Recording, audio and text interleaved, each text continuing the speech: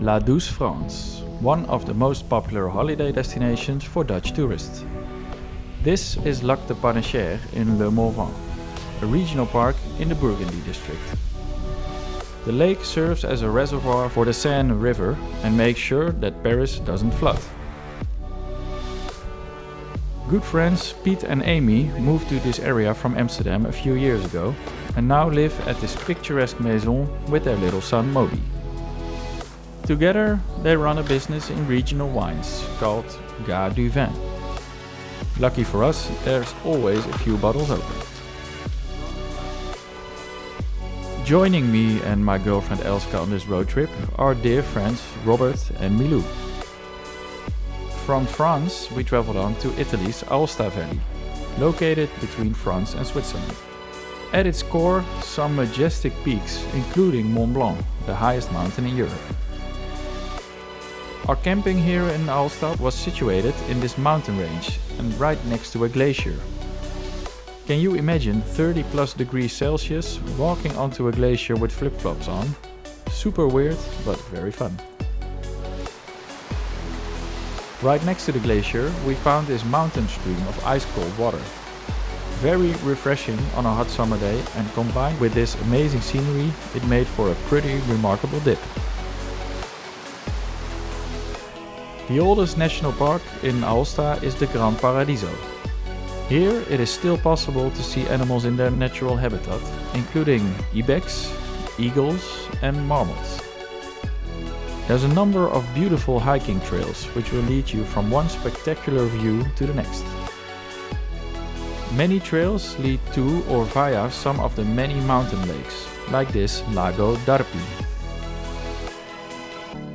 This is a lake of glacial origin and it is very popular with the inhabitants of Aosta Valley as well as with tourists. From Aosta, we traveled on to Lago Como, one of the great Italian lakes. So we are now on Lake Como, which is one of the bigger lakes in the northern part of Italy.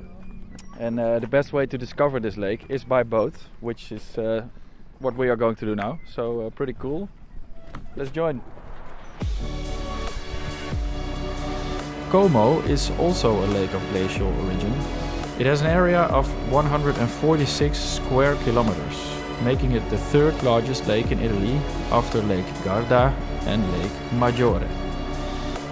It has been a popular retreat for aristocrats and wealthy people since Roman times.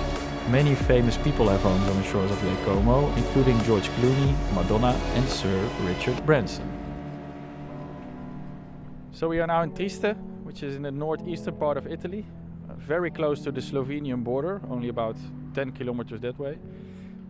Also actually very close to the Croatian border because the Slovenian coastline is very small, about 30 kilometers. We are now here in the main square of Trieste, which is called the Piazza della Unità Italia, the square of Italy's Union. And you can see that the square is surrounded by three pretty spectacular palaces. And if you look behind you, you can see the Adriatic Sea.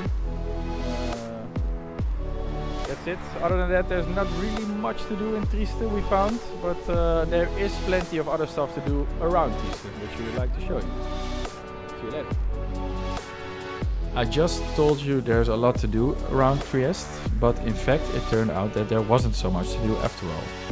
We did eat great pizza on this square at Al Barottolo restaurant. According to some, the best pizzas in town. But, of course, we're in Italy, so you will hear this claim frequently. So, as we are here in Trieste today, it was really hot, like almost 40 degrees.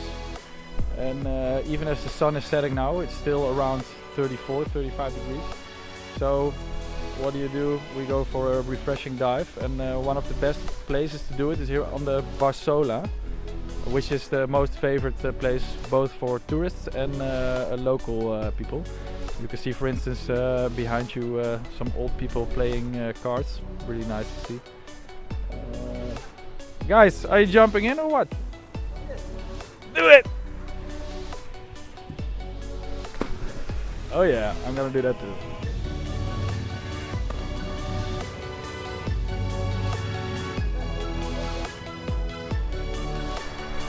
From Trieste, or Trieste, we traveled on to Slovenia. We first stayed in the Škocjan National Park, a beautiful area with many impressive caves. Unfortunately, we were not allowed to bring the camera on one of these tours, but we can share this super chilled Airbnb called Vremski Britov. Definitely recommended for a tranquil stay in this area.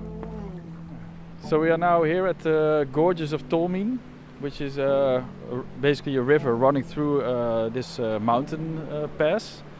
And if you're not too afraid of heights, you can look to the right of you. Pretty intense height. And I hear the water is very cold, but also nice to swim in. So let's find out. The Gorges of Tolmin are situated in the southern tip of Triglav National Park. It is the lowest point of the park, and water from the mountains runs to the nearby Socha River. It is simply enchanting, beautiful nature, and as promised, the water was cold but very refreshing. And with that last stop, we have come to the end of this episode. We hope you enjoyed. Thanks for watching, and please stay tuned for more episodes.